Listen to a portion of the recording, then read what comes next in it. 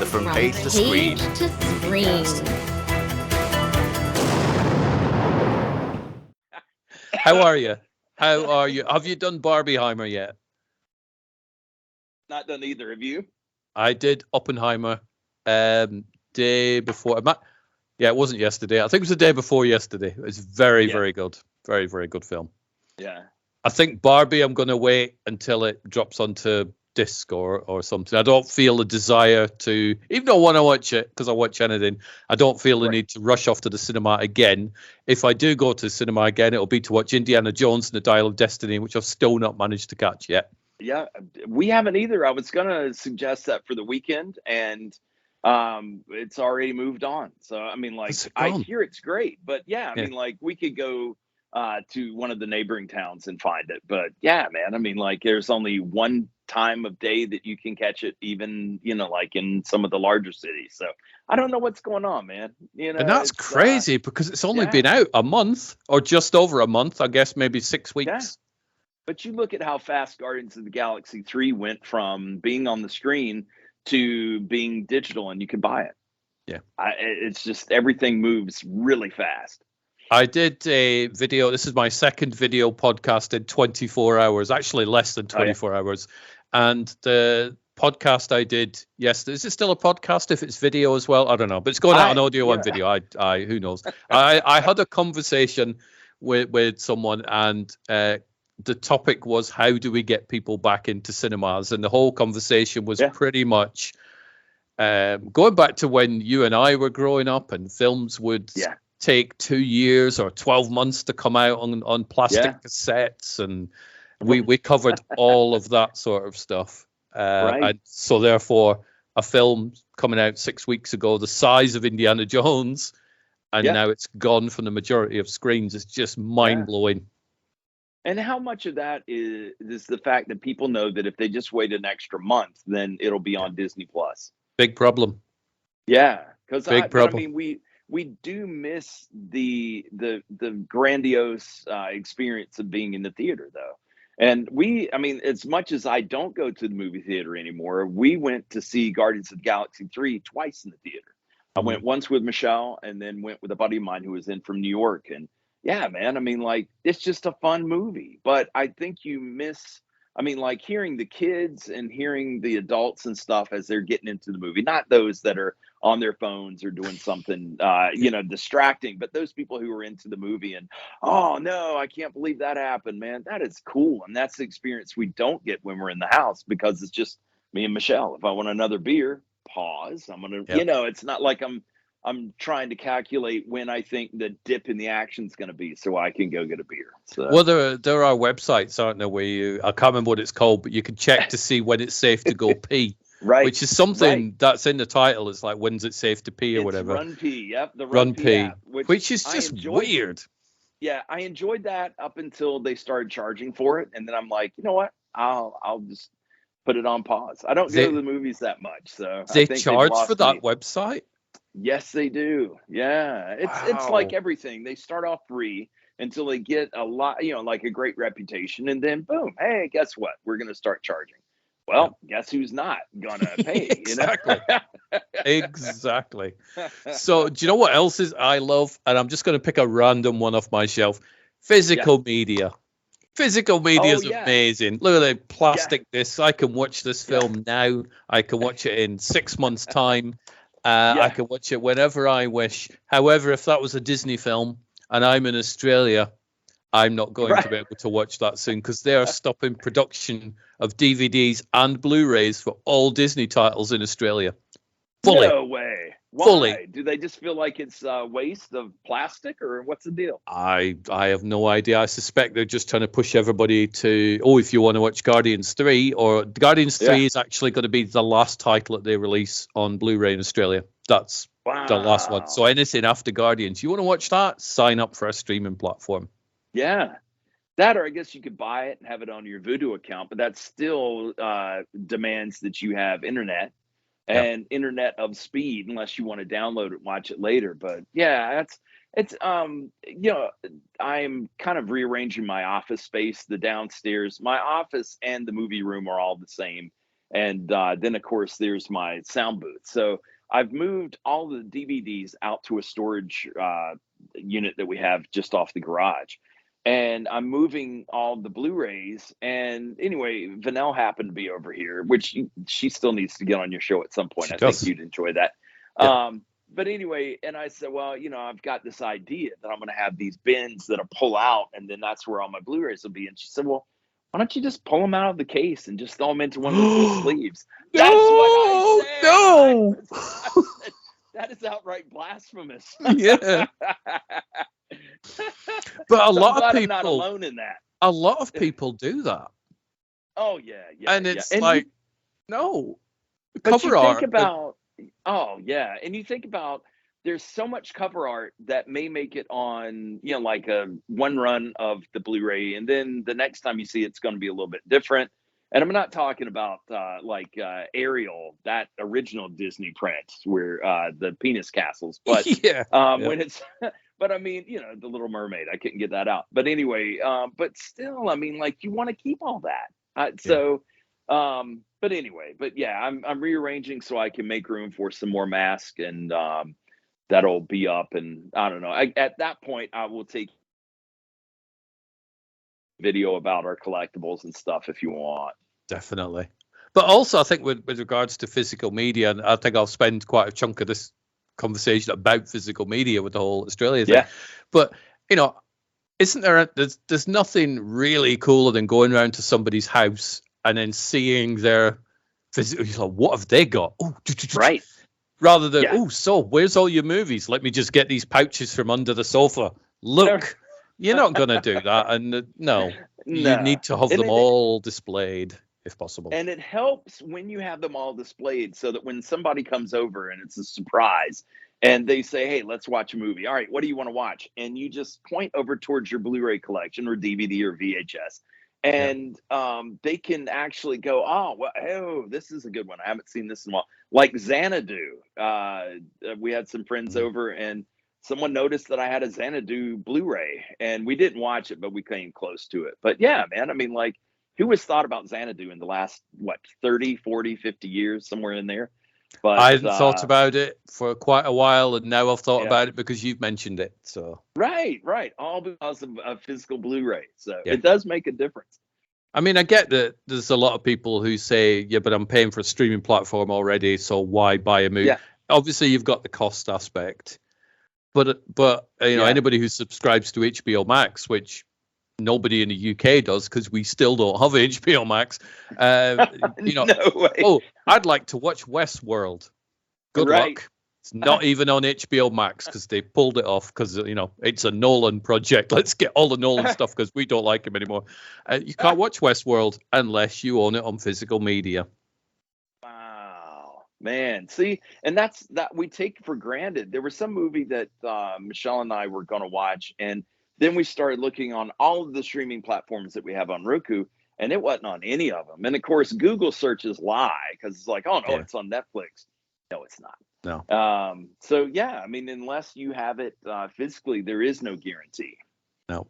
But the crazy thing about the Westworld, well, then that encourages piracy. When there is no way for you to see it, but then you could buy the like the $100 disc set for season 1, then another for season 2, and then season 3 is okay, and season 4 it's whatever, man. But the first 2 seasons I would probably buy those, but I'd wait for them to go on super sale. So is Westworld in its entirety worth watching, or because of season 3 and 4 it's like, you know what, I kind of wouldn't bother? Season 1 and 2, I mean, like one wraps up. There's a cliffhanger, of course, but I mean, 1 is fine, and then season 2 is, I thought, phenomenal as well. And then 3 just went in a different direction, and it's almost kind of like retelling what you've already. It's like you watch Matrix and you're like, oh man, that one kicked ass, and then you watch Matrix 2 and 3. And then it's just kind of like, I've already seen all this. It's just more elaborate. This is, this is the opposite of Cliff's Notes. And see, I like 3. Yeah, I do like Matrix 3, but I get where you're on about with 2. 2 is, Two shouldn't have been, really, should it? Well, I mean, I did not need that that slow truck in of Neo's butt. You know what I mean? So that filled the whole screen at the movie theater. That's the downside. I mean, like in the movie theater, when the butt fills the screen, there's no way avoiding that. So no. You watch it on the phone, you can just go anyway. So what are we doing tomorrow? I mean, look, it's gone. It's just the butt versus going, wow, wait a minute, he should get that little freckle checked on, and then this, it's But then you have the flip side where you've got Alicia Silverstone in Batman and Robin, which is good to go to the cinema and see that full screen. So I suppose there should be a website for that. Avoid this film, unless you want to see, John Wick's crack type thing. Exactly. But it's just, I mean, the physical media thing, it makes me sad that, I mean, the more stores you go into, the less likely you are to see a physical media section anymore. The Walmart's equivalent over here. Where's your DVD? Oh, the top 10, and that's pretty much it. It's you remember when we used to go to the comic book store, and we had a very small bookstore here in Albemarle, but they had one rack of comics, and it was like on a little spindle, right? And it was probably 5-6 feet tall, but you spun it around. So there's maybe 6 per tier. And that's about what we have now as far as Blu-ray and DVD. And somebody was saying that they wanted to transfer, they wanted to look at their wedding again. The wedding was like 20 years ago. And I said, well, what do you have it on? VHS? And I'm like, yeah, man, I don't have a VHS player. I do now. Yeah, but I didn't until about 3 months ago. My aunt passed away, and she had 2 of them. So I'm like, I'm having one of those just in case. Right. Annette, can you pop the light on? There you go. I've just got Annette to put the light on. It was getting darker over here, and I'm like, I'm just literally going to end up with a pair of eyes or whatever. Thank you, Annette, for your cameo appearance in the podcast. She can come in and say, hey. Oh, she's good. No, she hates cameras. All right. She's one of those, when taking a picture, it's like, get that camera off me. That type of thing. Gotcha. My granddad was the same way, man. He was a ninja. He could tell whenever I'd pull out my camera. And I would think that I had a picture of him, and after it was developed, of course, this was back in the film days, he'd be like this. So he was like The Flash, which is another movie we need to talk about. I've seen it. You've now watched The Flash. It was awesome, man. It really was. I mean, like, I get it. If you don't like, what's his name, the actor, or you're concerned about his state of mental health, cool, but that should not taint your movie viewing, because he did an exemplary job. I thought he, just all of his awkwardness and stuff. I mean, like, just everything in the movie was fun. It was a little sillier, needless to say, than the Justice League, the Snyder Cut, but I mean, it was good. It was like if I tell a story versus my wife telling a story, we could be, the same facts are there. We just embellish in different ways. Yeah. But it was, I think, a lot of people, I think it had a lot going against it, the Flash. It had the group of people who just didn't like Ezra Miller. Let's get him. He's in a film. Right. Let's take him down. It had the Marvel fans who can't possibly like a DC film. So, let's get it. It had the people that are mad with James Gunn for rebooting the DC universe. So it's like, what's the point in watching a Flash? We're never going to get a carry on from it. Let's get it. And then you've got the usual internet trolls that just like to attack every single film possible and try and take it down. And and then also you had all these other films coming out. I mean, I've never been to the cinema so many times in the past month, 3, for years. And I've still not seen Indiana Jones, so that would have been 4. Yeah. So I think, had The Flash come out and it had a decent runway before something else came out, it may have made more. I don't know. But again, I think you have to be like us. If we want to go see a movie, we're going to go see it. Yeah. Even if the buzz, and I don't even follow anybody that is a true movie reviewer like we used to have. But I mean, like, even if they say, "Oh, skip it, it sucks," I don't care, man. I'm gonna see it one way or another with an open mind and see. I mean, because I have my own sensibilities about things, so. But yeah, The Flash. I like to go on and look at other people's reviews and comments after I've seen the film. Yeah. and then look at them and go, what did you watch? Because the film that I saw, The Flash, was fun. It was engaging. It had a good story. Had some amazing cameos, including that final one, which I know somebody that saw the final one and they're like, no. I saw it and I'm like, that is amazing. That has just like made my day brilliant. Well, I laughed as much at that as I did both the Deadpool movies. And I enjoy both of them. And I just, it's so ludicrous. I enjoy that kind of humor. I think people just need to, and I've probably said it before, they just need to realize that not every movie has to change your life. And, sometimes you will watch a movie and you go, it's okay. I'll watch something else. Not the right, I now need to go on a hate campaign and tell everybody not to watch this terrible film because it's ruined my childhood, which, it didn't. Right. But The Flash, I would highly recommend. Yeah. That, and you've seen Guardians of the Galaxy 3, right? I have seen Guardians 3. We watched that, I think like 3 weeks ago. Very good film. Very, very good film. A lot of people got mad on that one, though, because of the animal cruelty scenes. Even though they're not real animals. It's not real. It's made up. It's a Marvel movie, for God's sake. But I kind of understand that, but it didn't. That proved you were engaged with the film, I think, if that upset you. Yeah. Well, and it wasn't like the hero. It wasn't like Star-Lord was in there. It was the bad guy. Yeah. So, I don't know, man. I didn't hear that, but that's not surprising. Everybody has to find something that they can be irate about. Otherwise, they can't catch that next breath. It's true. I get irate about people getting irate about movies, so that's the thing I get mad at. I get mad about people just realizing, you know what, it's just a film. Watch it, enjoy it, hopefully. Everybody's going crazy for Barbie. Good. I hope everybody who watches it enjoys it. I'm fine. It's not the top of my list to watch, but I don't care.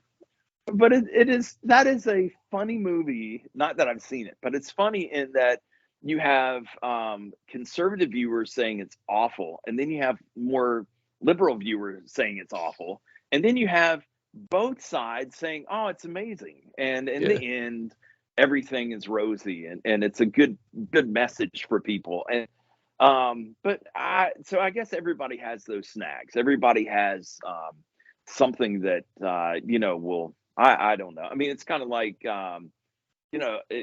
periodically some movie that is phenomenal, there'll just be one thing that'll kind of catch my attention and I have to let it go. But it's like, we rewatched Guardians 1. And if you've ever noticed, which the first time, and I've probably seen it, I don't know, 20 times, 30 times, at the end, when Rocket fires or Drax fires that missile thing at the destroyer, and then the Infinity Stone comes out, and Quill grabs it with his right hand, and then suddenly it's in his left, so he can grab Gamora's hand. He's a magician. He really is. And I understood probably what happened because it's happened to all of us who've made films where it's like, oh shit, that has to be, so we're gonna, we'll just flip the thing. We'll just flip the image. Nobody'll notice. It's fine. No. It'll be okay. So I made a note in my brain and then let it go and enjoyed. I mean, it's such a good movie. But I haven't gone back and rewatched Guardians 1 or 2. With a lot of Marvel films, I think I watched them once and then it's like, it's good. I enjoyed it.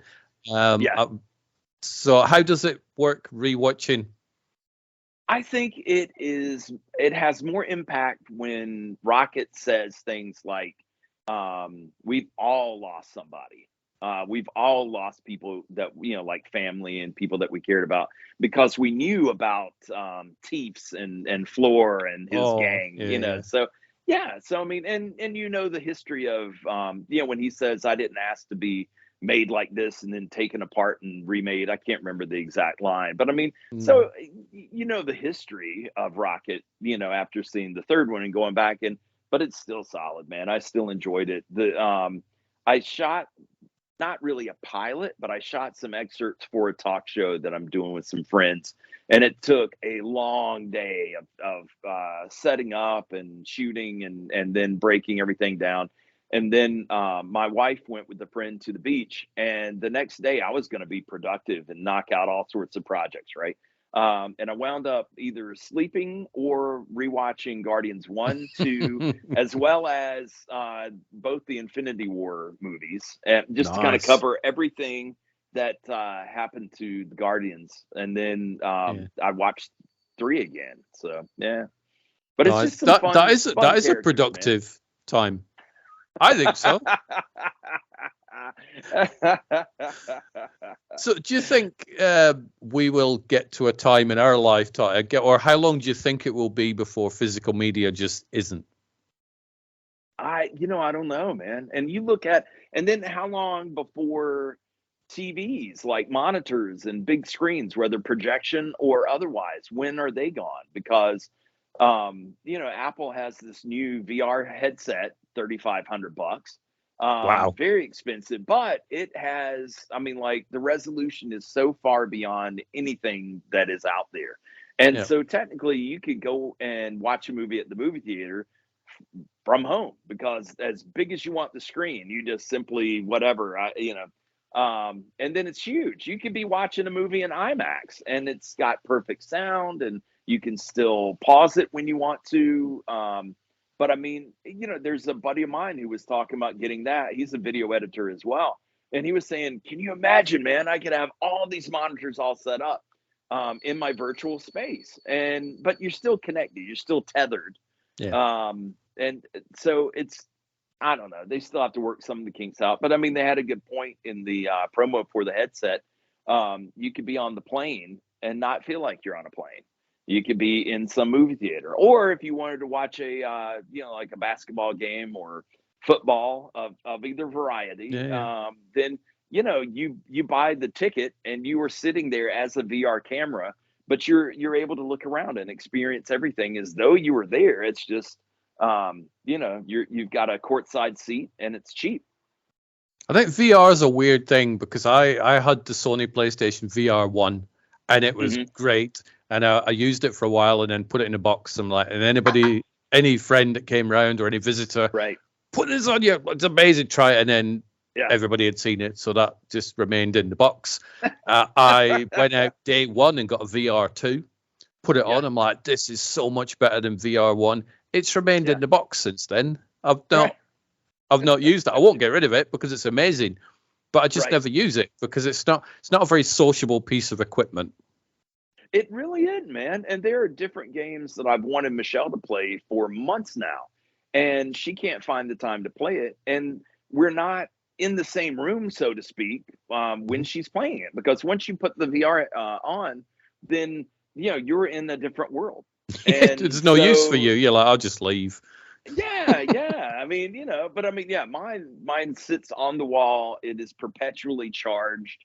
And there are some meetings and where I don't have to interact. So I have this in my ear and then I have the VR and I'm playing games and stuff while I'm listening to the meeting, but I don't have to say anything. So yeah, so that works out well. I'm getting paid to play, Yep.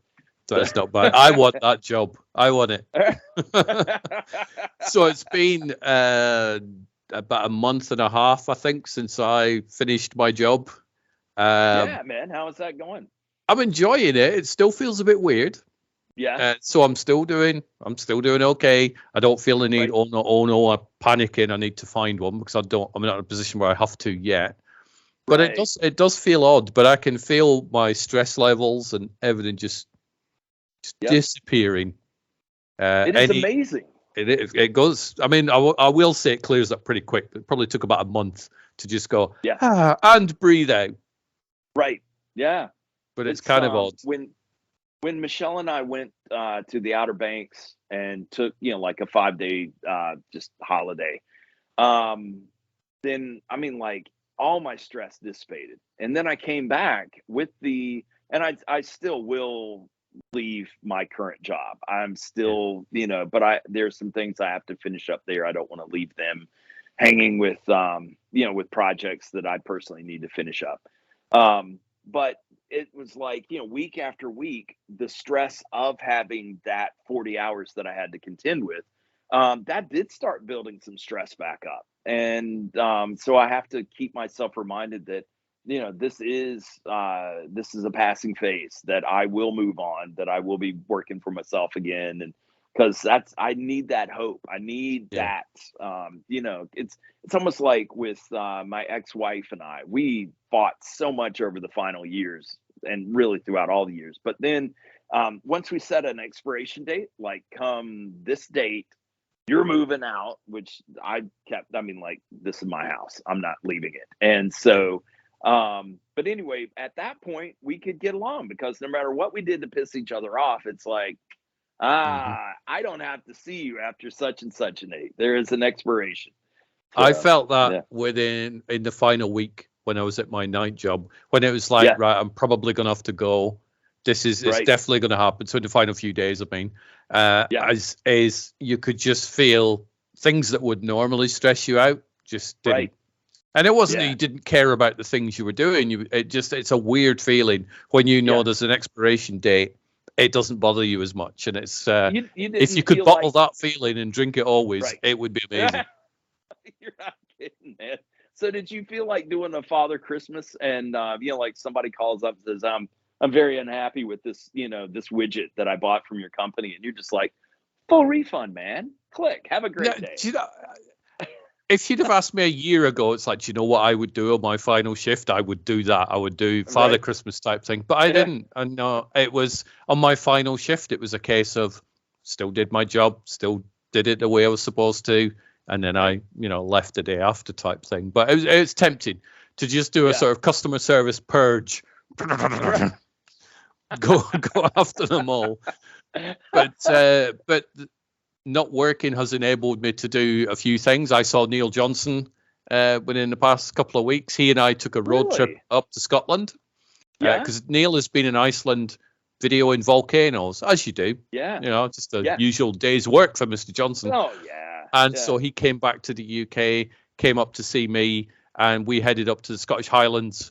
We were in a car crash on the way up there. So we'd been driving for about an hour and a half, and traffic slowed down. The car behind us didn't. Wham! Straight into the back of our car. Man. So I ended up like a stiff neck for a couple of days. I don't think Neil was too impressed with the car accident, as he wouldn't be.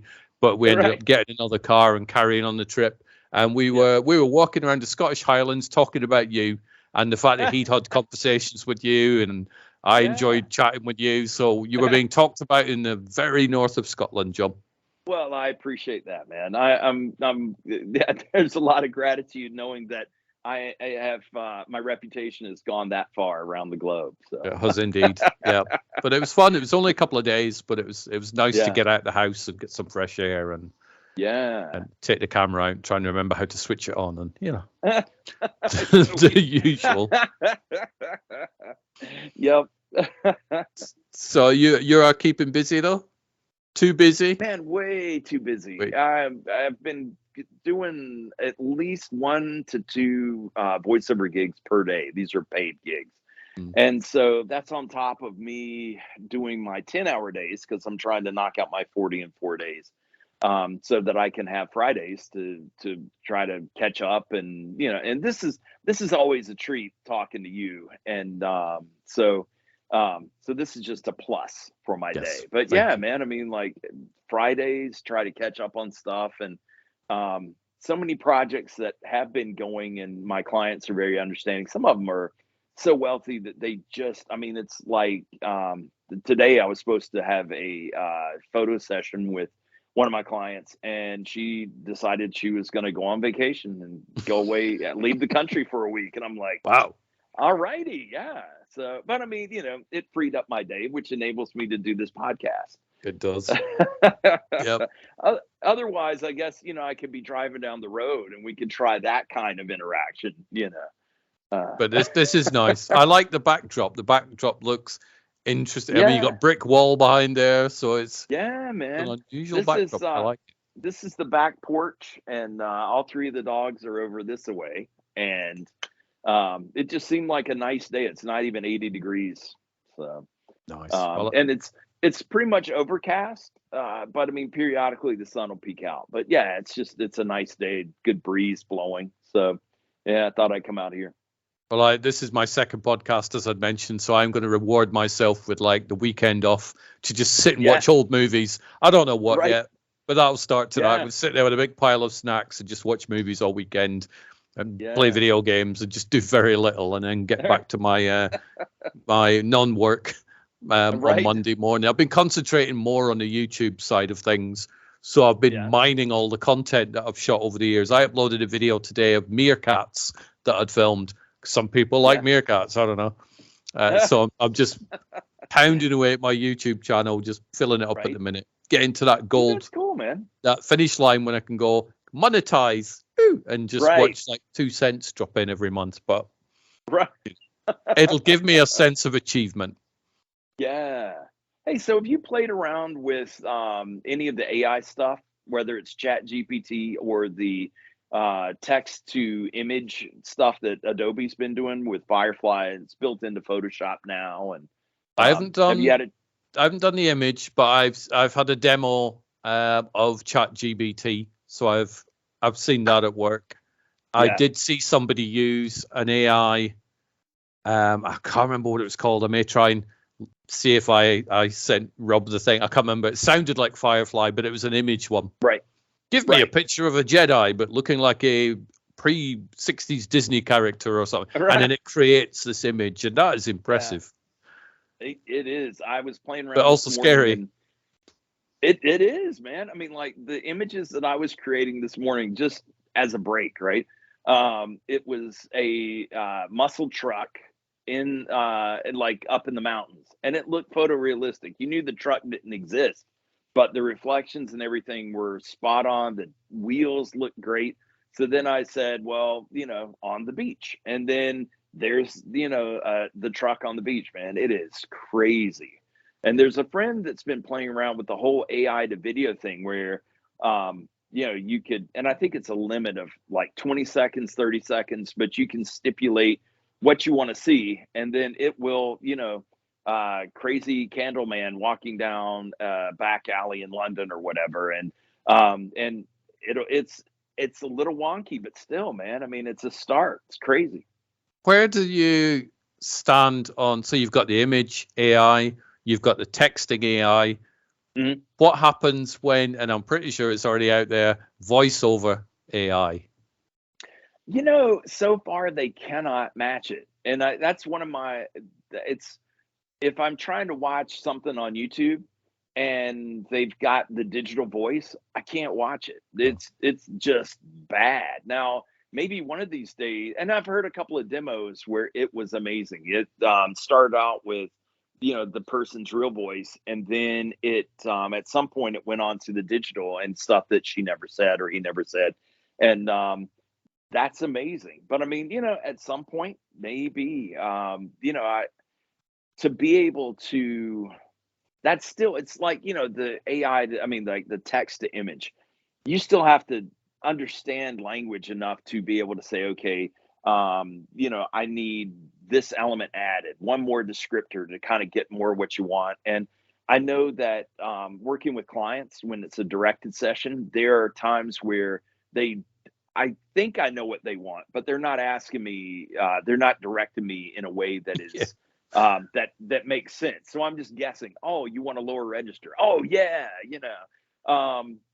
So if you don't know how to do that, if you can't relay thoughts, which that sounds really cold, but if you can't relay thoughts, then, man, then, I mean, you have words on the page and that's it. And so far, I mean, it's, what do you think about the whole, like Directors Guild worried that AI will direct movies? How is that even possible? The Writers Guild is worried about AI writing scripts, which I wouldn't put that past the streaming platforms because they want to make more and more money. But still, I mean, like, does AI really have some concept? Is there math behind humor?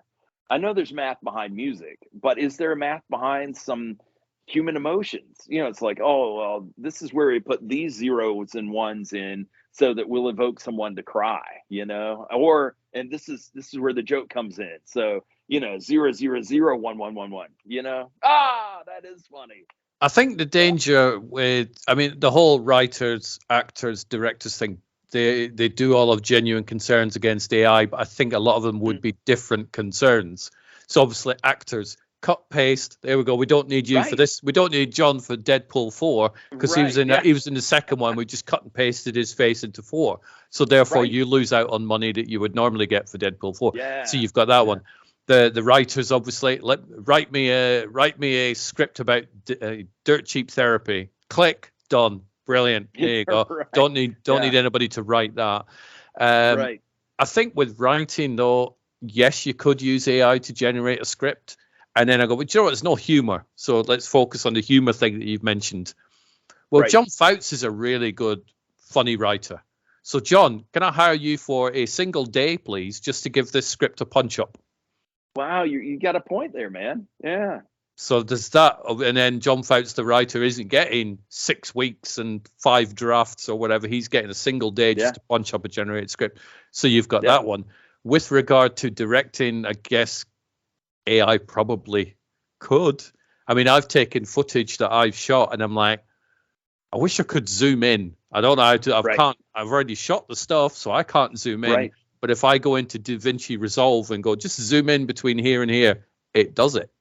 So maybe there is a way, but again, there's still somebody behind the keyboard doing that. So with the director's one, I think it's trickier for AI to direct it, from my opinion. But the acting and writing one, I could see why it is a problem.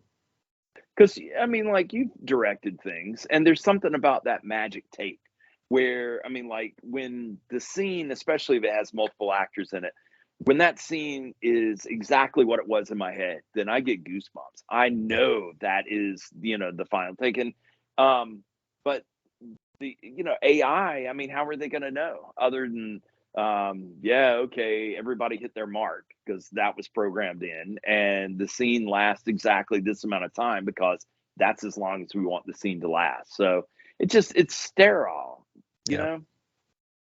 But it does work to see where it all goes.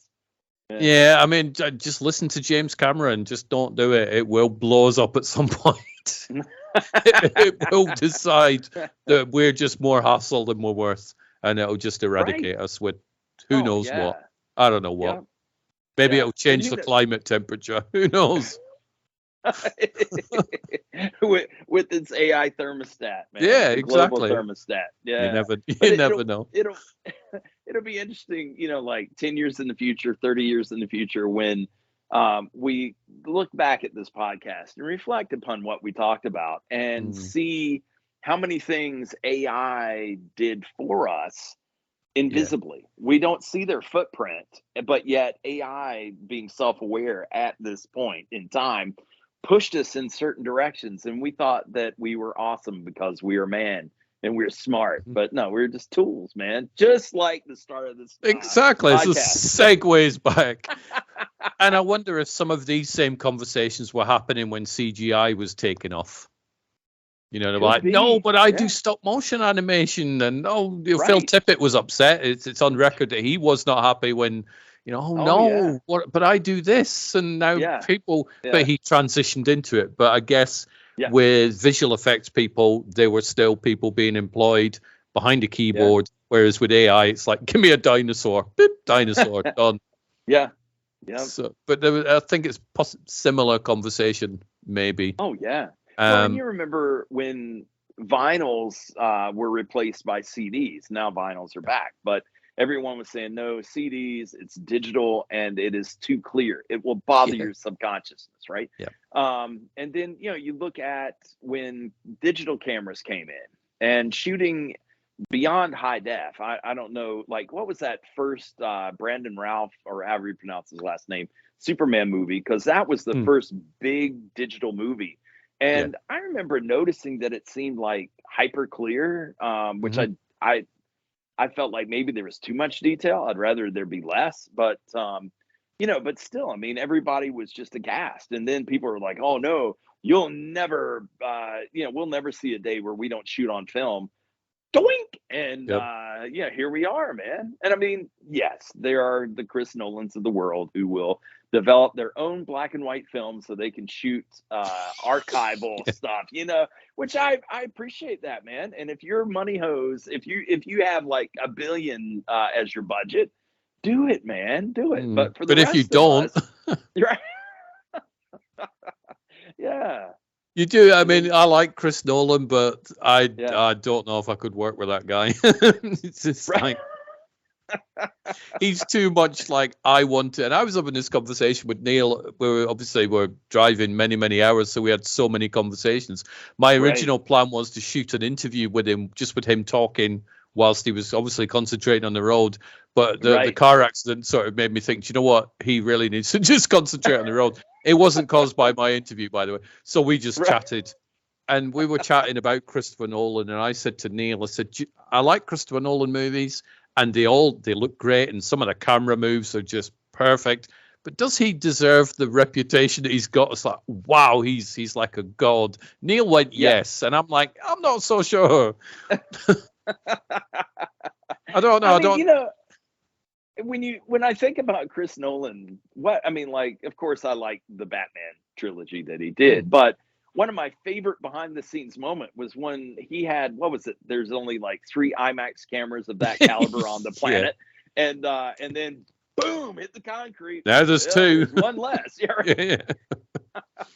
But it's funny, and I love cameras, but this is going to sound bad, but it's like, when Robert Rodriguez was doing, what was it? Once Upon a Time in Mexico, or maybe the one before Oh, it's it. El Anyway, Mariachi. Yeah, the very first one. Selling his blood to get the budget. And he was running along with the camera on a Steadicam, and he bumped into some pole and shattered the lens. Yeah. And those are my favorite moments. I mean, like, I've never broken a camera. I've broken some other gear, but I mean, it just, that makes me laugh, dude. And that's what we'll miss when AI takes over and does all the movies, man. They'll have to make up their own bloopers because it'll be perfect. There won't be mistakes because we won't be using actors. Everything will be so formulaic, which I know, like Disney and all those streamers are like, oh, yes, and the money. So, what is the TV show on Netflix? Was it Black Mirror? Is that the name? Black Mirror. Anyway, have you seen the episode where the person's life is copied digitally, and they're telling the story like Salma Hayek plays her on Netflix? There's no, I've not seen I that. think they call it Strawberry or something. But anyway, hilarious. But I saw that 2 days after a buddy and I had a conversation about who owns your likeness. And is that buried deep in the contract where it's like, oh no, we own you and your likeness as well as your performance. And so if we need to go back and re-edit something, it's then we can do it. But anyway, if you check it out, I think it's the final episode of the last season. The new season. Yeah. Yeah. I think though with the likeness, I mean, just going back to the SAG actors strike, there were things that were nearly in the contracts, these new ones that said we own your likeness. We will hire you for a day. I think this is more to do with extras. We need to scan you in case we need to use you for something. And they were no. Yeah. So who does own the likeness? I don't know. Right. I think if I hire you to be in a film and then I want to then somehow, I think maybe I own your likeness for that film. But I think I don't, that's just me saying that would be fine. I would be fine with that because you've been paid for that film.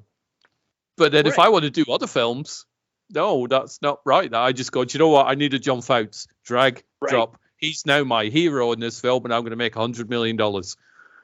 Yeah, I don't think that's right. No, and when I was watching The Flash, Zod is there, but he never seemed to be real. I'm assuming that the voice was real versus someone doing an impression of the actor. I can't remember his name. He's a great actor. Michael Shannon.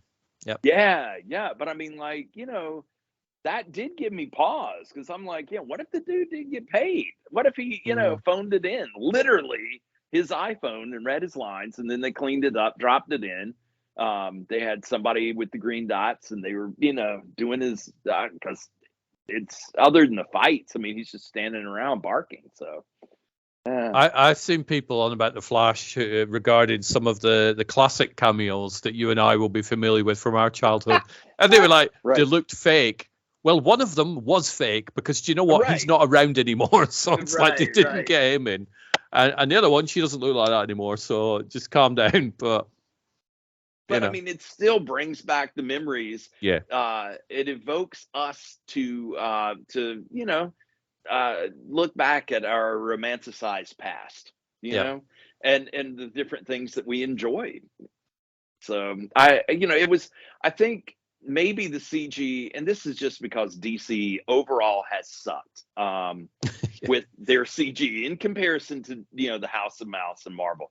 But so when he was doing like the time travel where he was actually controlling time, and there were all these duplicates and stuff, and they were a little clean, but I get it. I mean, this is the perception of those moments in time. But yeah, I mean, like that was a little I don't know. And again, I think it's almost like if every time I say Coleman, then someone slaps you, then you don't want to hear the word Coleman again. And I think, the animation style of most DC movies up until the Snyder cut, I thought it kind of sucked, man. Yeah. I mean, like it just was not the same caliber. It's like they got left behind. Well, we can't, afford those, the groups that Disney can. Of course, Disney just buys them. So like I remember a buddy of mine telling me that when they wanted one Elvis song for the Lilo and Stitch movie, they said, "Wow, man, you know what? We can buy that one song, or we can buy the whole library. Why not just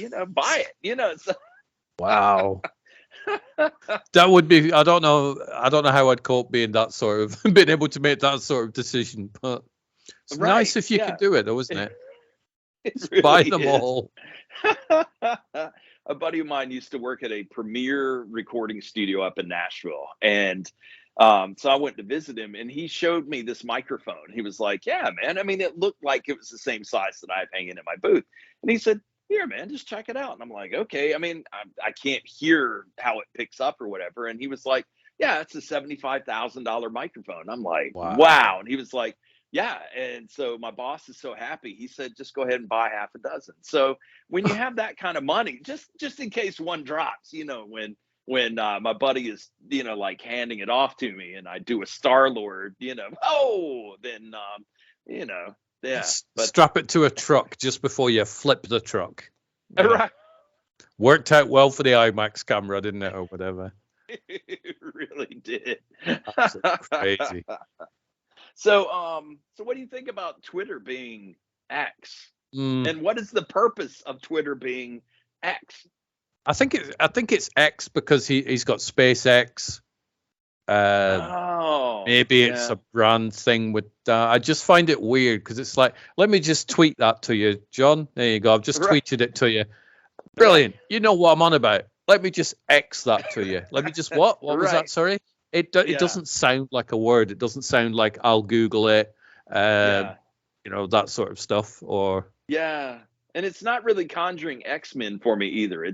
There's no real cool, and I get it. The SpaceX, that's a good point, but it's just weird. That, and then I was looking. I think you use a Droid versus an iPhone. Yeah, but, I've got an iPad, but my phone is a Droid, so I've got both. So when you and I don't know what year your iPad is, but when you have all the apps just kind of hanging there, and I was had messaged you on the X, and it said X at the top, and then somehow there was another 2 X's down below it, and I'm like, is this supposed to be triple X? And not the Vin Diesel kind. Yeah, the other kind. But I think I don't know. It's just weird. But Twitter's weird. I still call it Twitter. I can't get used to calling it X. You still see people on there going, "I'm leaving. You've not left yet, dude." Yeah. Well, it was kind of like over the years when if he becomes president, I'm leaving the country. Yeah. Where'd you go? You're still here. And then the next guy comes around. It's like, "Oh, well, I'm out of here." Well, you're still here, man. Do you have a passport? Are you ready for the next election? Yeah. Yeah, exactly. And then again, social media is very much the same. I am on Threads. I do have a Threads account. I think it's got like 280 followers compared to 17.8 thousand on Twitter. So, I'm definitely going to leave Twitter and just concentrate on Threads. That makes perfect sense. Right. Well, and when that urge hits Netflix to hire you to do a documentary series, and they don't have your phone number because you change it because you're private and famous, then yeah, man, they'll find you on Twitter and reach out to you. Well, they can find me on TikTok, Twitter, X, Instagram, Facebook, Threads. Yeah. I ain't got time to check that many. So, and I think that also annoyed me because you can't use Threads from a PC. Really? No, it's only through the app. So if I'm sitting on my PC doing a website article, I would just click a button and share to Twitter. It's great. It worked. Share it to Facebook. I can't do that to Threads. I've got to go on my phone, find the link, cut, paste, put it. I ain't got time for that. I've got nothing whatsoever else to do, but I don't want to be checking an extra social media thing. Right.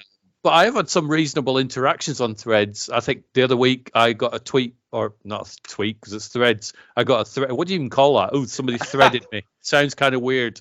Sounds like it's a bit from a Saw movie, doesn't it? Saw 10. Watch people get threaded. From Chris McQuarrie. He replied. Really? He was doing a Q&A thing, and I'm like, I might as well ask him a question. And it was something like, what advice would you go back and give your younger self? And I can't remember what his answer was, but I did screenshot it. But he came back and did that, and I'm like, that's amazing. So I've sent him another one today saying, Close Encounters of the Third Kind is my all-time go-to movie. What's yours? And I'm hoping he'll reply at some point with that. So the interaction on Threads is quite good, but that's probably because there's not as many people I've never even heard of it. Yeah, man, smaller pool. I remember Guy Ritchie when he first hit Twitter, and then he was actually responding to different people who would tag him in posts. And anyway, I'm sure he doesn't anymore. No, there's too many people on Twitter. But I still get quite a lot of interaction on Twitter/X. Right. So I'm not bailing out of that ship anytime soon. I'm just trying to future-proof myself in case Elon decides, do you know what? I'm just going to delete it and get rid of it. That would make me very sad. That would be extremely depressed. Just delete. Select all, delete. Yep. But at least when he said he was going to change it to X, he did it. Versus how long has Facebook been saying we are Meta. We will become Meta. And that's our name. But dude, I mean, like, you have Facebook from Meta, and then you have the Meta Quest and stuff like that. But still, I mean, at one point you just really get the cojones and do what you're saying, man. So it's I've often talked about I love my mobile phone, but I also hate my mobile phone. I love social media, but it's also, if you imagine how many hours you could do other things with if you weren't checking your social media. Yep. Wow, but then you won't be able to tell anybody the things you're doing because you haven't got a social media. So I guess it's one of those catch-22 sort of situations. Yep, and I don't miss it as much as the more I let go of it, like Facebook, I rarely go on anymore. Instagram, if I have a cool picture, and then Twitter, if I see something I want to post, because Instagram doesn't have the ability for me to be able to say, okay, here's a cool article to read, because that's not what Instagram is. Instagram's all about the pictures and stuff. But but I don't know, man. I mean, it's like we went to a place called Tiger World this last weekend with our grandchild, and we had a blast. It took a bunch of pictures. Some of them turned out great.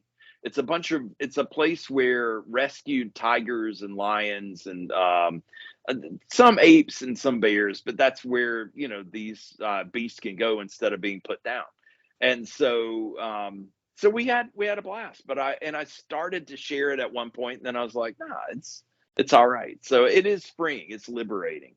Because there was a time, wherever I was, I had to, I was compulsively sharing. So because you'd said lions and tigers and bears, I was going to make a Wizards of Oz joke, but then you said that some of them get put down, and I'm like, I can't follow being put down with a joke. So you just well, this saves them from being put down. So So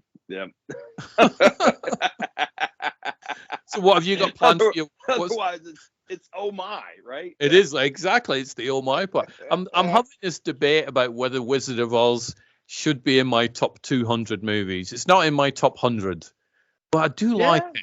And I have the DVD, and I'm like, is it in the 100 to 200 ones? I can't decide whether that's in there and Ben-Hur is in there. I think they might be, but I'm just not sure.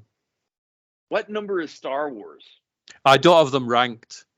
So I own 98 out of 100 physical media of the 100 that I love. Right. And I've actually put them in date order. I'll send you a picture after. So obviously it looks weird though, because there's a mix of Blu-rays and DVDs and that annoys me. They should all be the same size. But I don't really want to go out and buy buy 60 Blu-rays or however many DVDs just to make them the same size. But But yeah, I don't know what number Star Wars would be. I think Star Wars would probably be in the top 40, I think. Yeah. I know it's certainly not in the top 10. And Return of the Jedi is actually my favorite Star Wars movie of the original trilogy. But I'm not quite sure. Do you miss the Ewok song in the in one of the mini? Yeah. I miss the Ewok song. I miss the original Anakin Skywalker. Hayden's great, but he's no business being in a film that was from 1983. That makes no sense whatsoever. Yep. So it annoyed me when they were showing, I think it was like 40th anniversary screenings of Return of the Jedi, and they had that version. It's like, well, that's not a 40-year-old film. Right. So I won't go and watch it because that's not the film that came out 40 years ago. So no. And we still don't. I think you've got it on DVD, but I mean, I don't have a copy of it the way I saw it in the movie theater. No, raw, man. I was listening to a podcast the other day, and they were talking about that. It's not the fact that you didn't have it, but although they might have been, and they were talking about why has this not come out.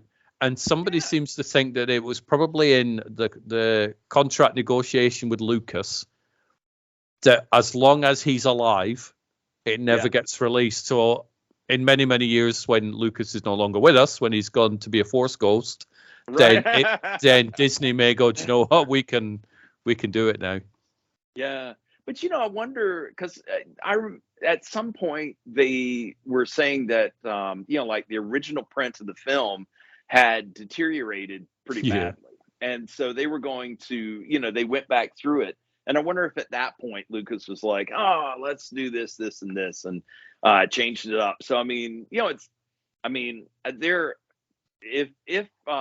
see here. I was trying to think of some of the older movies like Bird in a Glass House, and some other things. I mean, like those drives are dead, man. I mean, like you can find the definitive or the last cut on YouTube. But that's it, man. I mean, like there's no way to go back and fix anything. So, or add a different person as the Force Ghost and drop, Dirt Cheap Therapy. So, but I do that. But do you not think? I want to know when Dirt Cheap Therapy is coming out in 4K, but that's a whole nother podcast. I still have my DVD of that physical media. Brilliant. Really? Yep, I do Which indeed. Cover did you get, man? It was a light greenish cover with white writing. Oh, and that was it? I'll send you a picture. No, I didn't get no fancy. Didn't get no fancy one. Oh, just running a mill. Yeah. At one point, I had designed 6 different covers, and it was a limited edition thing. Dexter was hoping that it would sell more copies and stuff. So that's interesting. Yeah, if I can find those, man, I'll send those, and then you could. Hell yeah. Then you could print them out, have a little booklet inside of your case. Definitely. But no, if you're in charge at Fox, you're going to keep the original versions of Star Wars, aren't you? You're going to look after them. You would think, unless it was like, oh no, I don't trust you, so I'm going to keep this, in my vault. I don't know, man. Yeah. I think that might apply to the first Star Wars movie because there's some weird deal between the first one and then 2 and 3 or so. I don't know. Who knows with Lucas? I don't understand anymore. People did not believe in him, and probably the most amazing thing, forward thinking wise, that he did was keep all the toy rights, and so that he could make gazillions of dollars, man. But he will not have got any dollars from Grogu, will he? Because Grogu was created by. Should do a whole podcast with Grogu. That could work. But that was a very, very smart decision from Lucas, I think. Oh yeah, keeping the rights, man. Yep. So. I still have like all my old Sears figures, and from the I sold one of those off that came with the original 4-pack for the Cantina, and but anyway, man, yeah, it's crazy, dude. And it's not like it had a lot of detail. I mean, R2D2 doesn't look like he does in the movie or in the sketches. You know what I mean? He's just, it was just guesswork. That, and then why does Luke have a yellow lightsaber? I don't know. I no, but as kids, we did not care. No, not at all, dude. Yeah. But nowadays, they'd be like, "That's got a yellow lightsaber. Let me just upload it to my Instagram and whinge and complain and slag it off." But as kids, we did too not much care. now. We do. But then again, it's funny, the price of things has gone up so much, and maybe $6 back in the 70s was a huge amount to drop on an action figure. But there was something that I thought was kind of cool, was Han and Kryptonite, and it was like not Kryptonite, Carbonite. And but it was like 6 inches, and it's like the Black Series, and it really looks good. $60. I'm like, there's no way I want to buy that. Nope. 60 if it was like this size. You were like, I'm over that. If that's a Grogu in Carbonite, then $60 for that. But not if it's this size. Not if it's an Ewok or something. Not happening. So what have you got planned for your weekend then? Because it's nearly. I mean, you've got more Friday left than I have, but it's nearly weekend, John. I'm going to work on personal projects for the duration of the afternoon. And then once Michelle gets home, then I don't know, maybe watch a movie. I don't know, man. Just kind of relax. I told her it'd be kind of a good night to go out, have like a date night. I don't know if we'll do that or not. But the main thing is just recoup, just try to get my energy back from just weeks and weeks and weeks of pushing too hard. Go have a date night watching Oppenheimer. There's nothing more romantic than watching a 3-hour movie about the destruction of the planet. Brilliant. And then follow that with Terminator 2, right? Follow that with Terminator 2. Yeah, definitely. Cover all the bases. If man doesn't kill us, AI will. Yep. It's crazy. But I'm going to reward myself with a weekend of just doing not a lot. Just going to watch some films and that's good, man. Do not a lot. I've got this wonderful 40 film Clint Eastwood box set. Wow. Which is, and I've seen them all. I've seen all the Clint Eastwood films that are in this set, but they're just timeless, the Clint Eastwood films. Oh, yeah. So I'm kind of getting the urge to rewatch Firefox. I haven't seen that in a while. Yeah. And then what was the one that something, was it Hamburger Hill? Something Hill. No, he did Heartbreak Ridge. That's the one you're thinking of, isn't it? There you go. Yeah, with the big guy who was kind of like the Hulk, and he decked him. Yeah. See, it's the little things that I remember. Wonderful movies. So I have no idea what I'm going to watch tonight, but I'll find something. There is no shortage of physical media to watch in my house.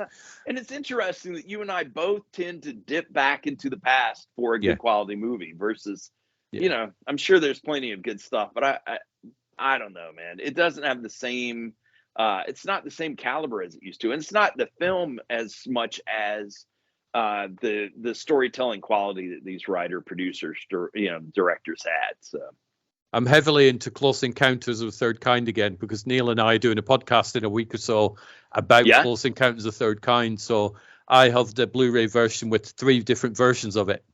Right. So I'm going to be watching all 3 of those over the next week. I'm currently reading my fancy book, which is all about the making of, which is an amazing book because it has little pieces of paper that fold out and stuff in it as well. Oh, yeah. So I'll be able to do a PhD or a degree or whatever on Close Encounters of the Third Kind by the end of this week. So hey, and maybe that's something that will make you money. You can teach your own masterclass on Close Encounters of the Third Kind. Yeah, I will indeed.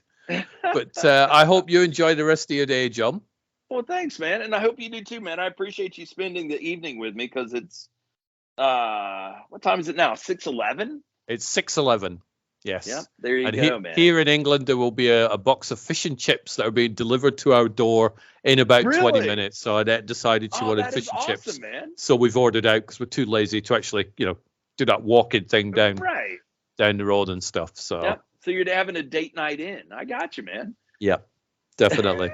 But as always, man, it's great catching up with you and talking about just whatever comes to mind, man. Yep. Just stuff. And thank you for doing the video thing as well and helping man.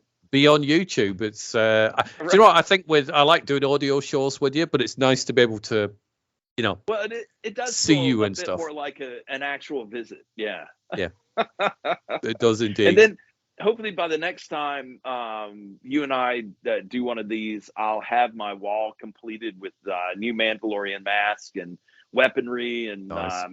The bunch of DL-44s and man. So anyway, but I'll sit in front of that. I'll keep mixing it up every Yeah, that's what I have to keep remembering what to do. Clear all the crap off my desk.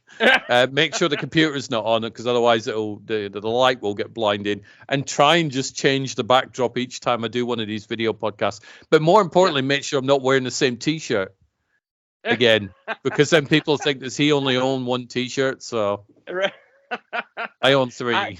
There was what was I watching the other day? Anyway, the female character said, I'd really appreciate you showering more than once a week. And he said, why? Don't go out. And so really there's, I get that as a man. I understand that, man. If I'm not exercising, I'm not going out of the house, then, yeah, man. Don't need to. It saves washing, doesn't it? That's right. Well, dude, you have a great evening. And tell Annette I said hello. And next time, she should just go ahead and make a cameo. I agree. I will try. I will mention it to her. We'll try and find We'll find a nice topic for the next one as well. So. All right. Sounds good, man. I'm game. All right. Take care, man. Bye-bye. Bye.